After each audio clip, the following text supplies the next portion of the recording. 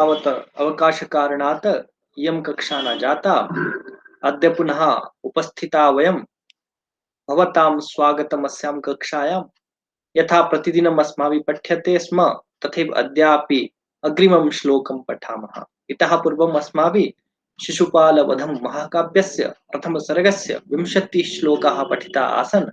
अद्य पुनः एकविंशः श्लोकः अस्माभिः पठ्यते। तदर्थं भवन्तः उपस्थिताः भवन्तु। अ, तं श्लोकं च अ, अ, पश्यन्तु। अनुक्षणमेव भवतां पुरतः श्लोकः आगमिष्यति। इदानीं भवतां पुरतः श्लोकः वर्तते। अ, यथा प्रतिदिनं भवति वारद्वयं श्लोकस्य उच्चारणं कुर्मः। तदनु यथा प्रतिदिनं पदच्छेदः, अन्वयः यत्किमपि अस्माभिः क्रियते तत् करिष्यामः। तो आज हमें 21वां श्लोक पढ़ना है। तो आप सभी ध्यानपूर्वक जिस प्रकार से हम प्रतिदिन 2 बार श्लोक का उच्चारण करते हैं, उसके बाद उसका पदच्छेद करते हैं और अंततो गत्वा हम जो है अन्वय निकालते हैं, आज भी हम वैसे ही करेंगे। तो पहले 2 बार उच्चारण। रथांगपाणे पटलेन रोचिषं ऋषित्विषः संवलिताभिरेजिरे चलत्पलाशान्तरगोचरास्तरो तुषारमूर्तेरिव नक्तमंशवः। पुनः एक बारम। रथांगपाणे पटलेन रोचिषं ऋषित्विषा संवलिताभिरेजिरे चलत्पलाशान्तरगोचरास्तरो तुषारमूर्तेरिव नक्तमंशवः। तो इस श्लोक में क्या कहा? इस श्लोक का भाव समझने के लिए इस श्लोक के पूर्व जो प्रतिपादन हुआ उस पर एक दृष्टिपात करना जरूरी है। इससे पूर्व हमने पढ़ा भगवान श्री कृष्ण नारद जी दोनों ही आसन पर बैठ चुके हैं।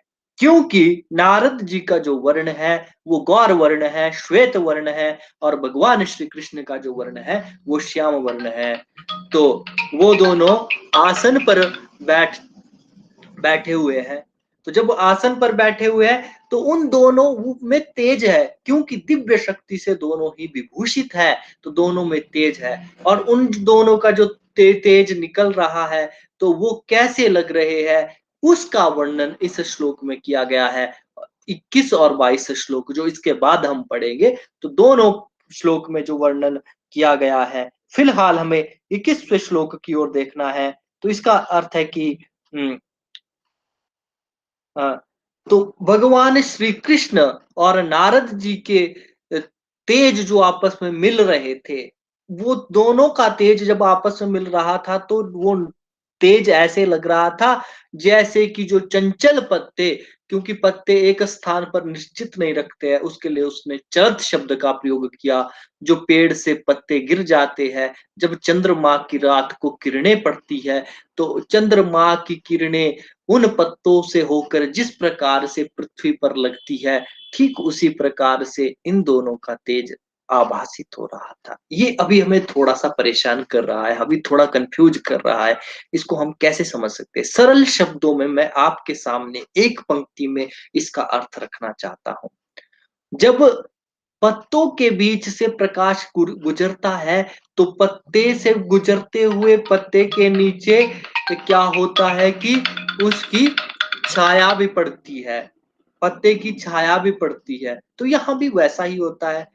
वो प्रकाश तो तेजमय होता है, किंतु छाया पड़ जाने से यो मिश्रित हो जाता है। ठीक वैसा ही है, क्योंकि भगवान श्री कृष्ण श्याम वर्ण के हैं और नारद जी गौर वर्ण के हैं। तो उन दोनों का तेज जब आपस में मिला तो वो एक मिश्रित तेज राशि बनी। तो ऐसा यहाँ पर कहा गया है, ऐसा यहाँ पर कहा गया है। तो अब हम इसका पदच्छेद सबसे पहले करेंगे। रथांग पाणे है, ये जो प्रथम शब्द है रथांग पाणे, इस शब्द का अर्थ है रथांग पाणे, रथ, रथ का जो अंग होता है, रथ का अंग होता है चक्र, चक्र पाणी, रथांग पाणी। रथांग पाणी में षष्ठी विभक्ति एकवचन है।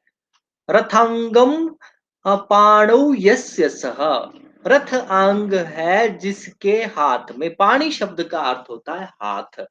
षष्ठी विभक्ति एक वचन, बहुव्रीहि समास यहाँ पर हो जाएगा। प्रथम शब्द जो आया रथांग पाणे श्री कृष्णस्य पटलेन समूहेन रोचिषाम, रोचिषाम शब्दस्य को अर्थः भवति पूर्वं पदच्छेदं कुर्मः अनन्तरम् अर्थं पश्यामः।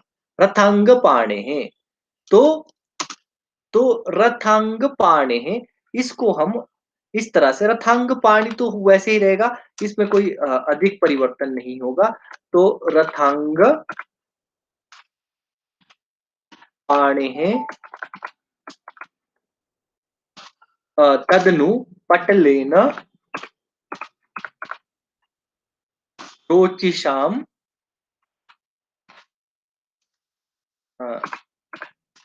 रोचिषाम अग्रे अस्ति ऋषित्विषाः,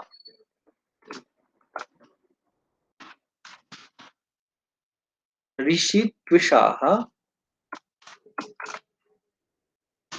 संवलिता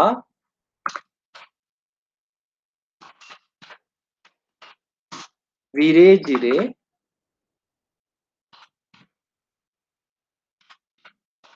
जिरे अत्र पर्यंतम पादद्वयम पूर्तिम गच्छति। यहाँ पर दो पाद यहाँ तक पूर्ण हो जाते हैं। तो इदानीम अस्माभिः किं करणीयम, एतदस्माभिः पठितम्। अग्रे पश्यामः चलत् पलाशान्तर, इदानीं चलत्, चलत् शब्दः पलाशान्तर, पलाशान्तर गोचरास्तरोः, पलाशान्तर गोचरास्तरोः अत्र पदच्छेदः करणीयः भवेत्। तर्हि सर्वादौ अस्माभिः किं करणीयम् अत्र, अत्रापि समासः वर्तते। कस्य? चलत् पलाशान्तर गोचरस्तरो, गोचराः, तो चलत् पलाशान्तर गोचराः, इसको हम इकट्ठा ही रखेंगे, पलाशान्तर गोचराः, क्योंकि ये समास है, इसको गेचरा अभवत्, शुद्धं करणीयं भवेत्। गोचराः, अग्रे अस्ति तरोः, तरोः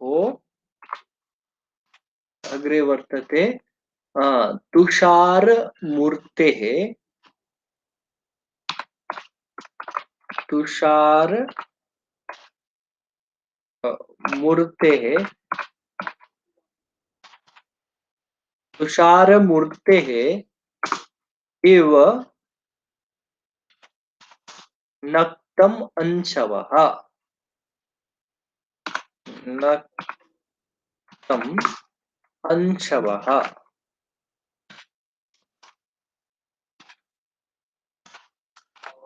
अंशवः। अत्र केचन अंशः अवधेयाः रथांगपाणेः। अब इसको थोड़ा सा समझेंगे। रथांगपाणे श्री कृष्णस्य रोचिशाम तेज, तेज के लिए कहा है, तेज का जो समूह है, रोचिशाम पटलेन ऋषि, ऋषित्विषाः, ऋषि का जो ऋत्विषाः, ऋत्विषाः, ये जो ऋत्विष शब्द आया है, ऋत्विषाः जो ऋषि है उनका जो तेज है, संवलिता, संवलिता शब्द से हमें यहाँ पर सम्मिश्रिता, संवलित मिश्रित होने अर्थ में आया है। संवलिता सम्मिश्रिता विरेजिरे, वो विराजमान हो रहे थे या सुशोभित हो रहे थे। कि भाई जो वो जो बैठे थे, एक आसन पर भगवान श्री कृष्ण बैठे थे और दूसरे आसन पर नारद मुनि बैठे थे। तो उन दोनों का जो तब का रथांग पाणे रोचिशाम पटलेन संविलिता ऋत्विषाः विरेजिरे, संवलिता ऋत्विषाः विरेजिरे। भगवान श्री कृष्ण के तेज के समूह में नारद जी का तेज संवलित मिश्रित हो गया, इस प्रकार से वो सुशोभित हो रहा था। उन दोनों का तेज आपस में मिश्रित होने के कारण कैसा हो रहा था? शो बिरे जिरे, ये जो बिरे जिरे शब्द है ये क्रियापद है, वो शोभायमान हो रहे थे। इस क्रियापद को हम अग्रिम पाद से भी जोड़कर इसका अर्थ निकालेंगे। प्रथम दो पादों का अर्थ हमें यहाँ तक समवलिता तक लेना है। बिरे जिरे क्योंकि क्रियापद है, क्रियापद को अंत में लिया जाता है। तो क्या कहा? रथंग पाणे रोचिषाम पटलेन ऋत्विषाः संवलिताः। तो क्या भगवान श्री कृष्ण के तेज के समूह में नारद ऋषि का जो तेज है वो मिश्रित हो गया, क्योंकि वो आमने सामने बैठे थे, तो इसलिए दोनों का जो तेज था वो आपस में मिश्रित हो गया, इसलिए कहा। तो आगे क्या कहा? तो जब वो मिश्रित हो गया तो कैसे कहा? बोले चलत पलाशांतर गोचराः तरोह तुषार मूर्ते इव नक्तमंशवः। अंशवः, अंशु, अंशु कहते हैं इस चंद्रमा को। अंशवः षष्ठी विभक्ति एक वचन। अंशवः, अंशवः किरण, अंशु किरण, अंशु किरण किसकी? बोले तुषार मूर्ते है। अंशु सुधांशु कहते हैं ना, सुधा जमा अंशु, अंशु होती है किरण। तो किसकी? तुषार मूर्ते है अंशवः नक्तम अंशवः। तुषार मूर्ति की इव, जैसे, मानो। यहाँ पर जो ये इव शब्द आया, यहाँ पर तो जैसे अर्थ में आया, तो मानो अर्थ में आया, ऐसे। हाँ, तो क्या कहा? तुषार मूर्ते है। तुषार मूर्ति, तुषार कहते हैं बर्फ, बर्फ के समान जो ठंडी हो, उसके लिए कहा तुषार मूर्ति ही। तो यहाँ पर भी बहुव्रीहि समास हो जाएगा तुषार मूर्ते है शब्द में। ये जो तुषार मूर्ते है ये शब्द आया है, ये चंद्रमा के लिए आया है। चंद्रमा की नक्तवंशवः, रात की किरणों के समान। तो इस शब्द से हम क्या समझेंगे कि चलत पलाशांतर गोचराः तरोः, तरोः षष्ठी विभक्ति एक वचन, वृक्षस्य, यह बनेगा। वृक्ष से गिरे हुए जो चंचल पत्ते जो वृक्ष से गिर जाते हैं, उन पत्तों के बीच रात्रि में चंद्रमा की किरणें गुजरती है। उन पत्तों के बीच से गुजर कर जो प्रकाश आता है, कैसा आता है? कुछ काला सा मिक्स, कुछ सुंदर कुछ काला, छाया युक्त जो प्रकाश चंद्रमा का नजर आता है, ठीक उसी प्रकाश के जैसे वो जो भगवान श्री कृष्ण और नारद जी की कांति मिल गई थी, उस प्रकाश के जैसे वो प्रकाश सुशोभित हो रहा था, ये कहना चाह रहे हैं। इतनी सी बात को इन्होंने इस श्लोक में स्पष्ट किया कि क्या कहा कि भाई भगवान श्री कृष्ण और नारद जी का जो तेज है वो आपस में मिल गया। तो वो तेज आपस में मिल जाने के बाद ऐसे लग रहा था जैसे कि पत्तों के बीच से रात को चंद्रमा की जो किरणें गुजरने के बाद जिस प्रकार का प्रकाश नजर आता है, ठीक उसी प्रकार का प्रकाश तेज उन दोनों भगवान श्री कृष्ण और नारद जी के तेज के मिल जाने से सुशोभित वो दोनों हो रहे थे। इस प्रकार का वर्णन इस श्लोक में किया गया है। तो अब हम इसके अन्वय की ओर जाएंगे। अब हम इस श्लोक का अन्वय करेंगे और अन्वय के लिए शब्द निकालेंगे। इदानीम् अन्वयः अस्माभिः क्रियते, कृपया ध्यानेन। सर्वादौ रथाङ्गपाणे, रथाङ्गपाणेः, रथाङ्गपाणेः रोचिषां, रोचिषां पटलेन, पटलेन संवलिता, संवलिताः ऋषित्वषाः, ऋषित्वषाः नक्तं,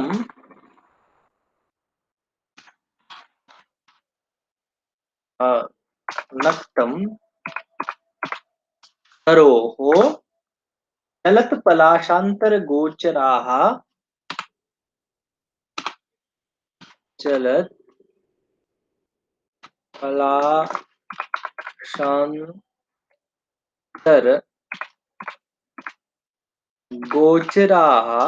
चलत्पलाशान्तरगोचराः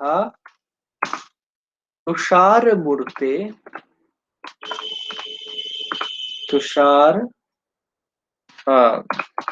मूर्तेः अंशव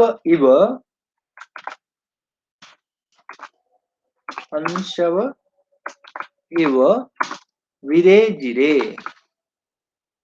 विरे जिरे अनेन क्रमेण अस्माभिः अन्वयः कृतः। रथांगपाणेः भगवतः श्रीकृष्णस्य रोचिषां तेजसां पटलेन समूहेन सम्मिलिताः ऋषित्वषाः नारदमुने तेजांसि नक्तं तरोः रात्रौ तरोः वृक्षस्य चलत्पलाशान्तरगोचराः चलत् पतत पतत पलाशांतर पलाश इत्युक्ते पत्रं छिद् छिन्नं यत् पत्रं वर्तते ततः यत् प्रकाशः प्रकाशपुञ्जः गोचरीभूतः भवति तादृशस्य प्रकाशस्य इव तुषारमूर्ते अंशवः यथा सुशोभते तथैव एतयोः सम्मिलिताः तेज तेजपुञ्जः सुशोभते स्म। अनेन क्रमेण अत्र अर्थः कर्तुं शक्यते। एक बार हिंदी में सुनिए। रथांगपाणे भगवान श्री कृष्ण के तेज के समूह से मिलकर नारद जी का तेज ठीक उस प्रकार से सुशोभित हो रहा था जैसे रात में पेड़ से पेड़ के पत्तों के बीच से चंद्रमा के का प्रकाश सुशोभित होता है। या हम इसका अर्थ ऐसे ले सकते हैं जिस प्रकार से रात को पेड़ के पत्तों के बीच से चंद्रमा का प्रकाश अच्छा लगता है, ठीक उसी प्रकार से भगवान श्री कृष्ण और नारद जी के तेज राशि से मिलकर निकला हुआ प्रकाश सुशोभित हो रहा था। या आप सरल शब्दों में ऐसा कह सकते हैं, भगवान श्री कृष्ण और नारद जी का तेज जब आपस में मिल गया तो वह ठीक उसी प्रकार से सुशोभित हो रहा था जिस प्रकार से रात को पत्तों के बीच से गुज चंद्रमा का प्रकाश सुशोभित होता है। पत्तों के बीच से निकलकर चंद्रमा का प्रकाश सुशोभित होता है। फिर एक बार सुनिए, भगवान श्री कृष्ण और नारद जी की तेज आपस में मिलकर ठीक उसी प्रकार से सुशोभित हो रहा था जिस प्रकार से रात को पेड़ के पत्तों के बीच से निकलता हुआ चंद्रमा का प्रकाश सुंदर लगता है या सुशोभित होता है। अनेन क्रमेण अस्य श्लोकस्य अर्थः कर्तुं शक्यते। इदानीं पुनः वयं शब्दार्थं प्रति गच्छामः। श्लोकः अस्माकं पुरतः वर्तते। पुनः प्रत्येकं शब्दस्य अस्माभिः अर्थः करणीयः भवति। तर्हि सर्वादौ शब्दः वर्तते रथाङ्गपाणेः। तर्हि पूर्वं लिखामः रथाङ्गपाणे रथाङ्गपाणेः अस्य अर्थः भवति चक्रपाणे कृष्णस्य। चक्रपाणेः कृष्णस्य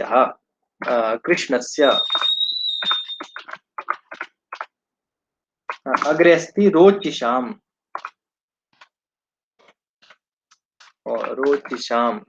अस्य अर्थः भवति तेजसाम्। अग्रे वर्तते पटलेन पटलेन अस्य अर्थः भवति समूहेन।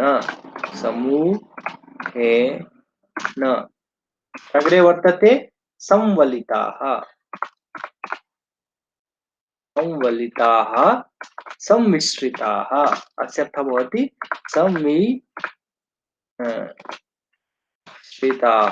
सम्मिश्रिताः। अग्रे वर्तते ऋषित्वषाः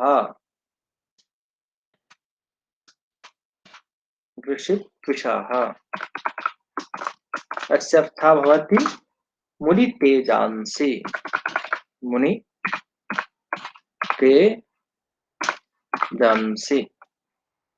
अग्रे वर्तते नक्तम्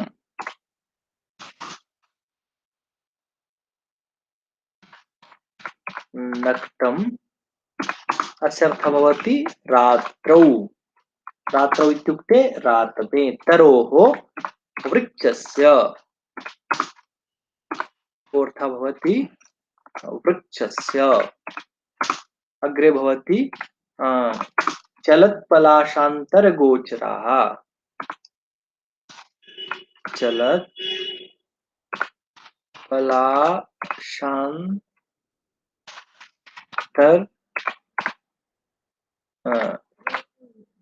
गोचराः।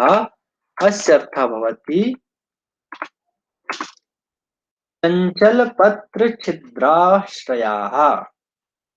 चञ्चल चंचल पत्र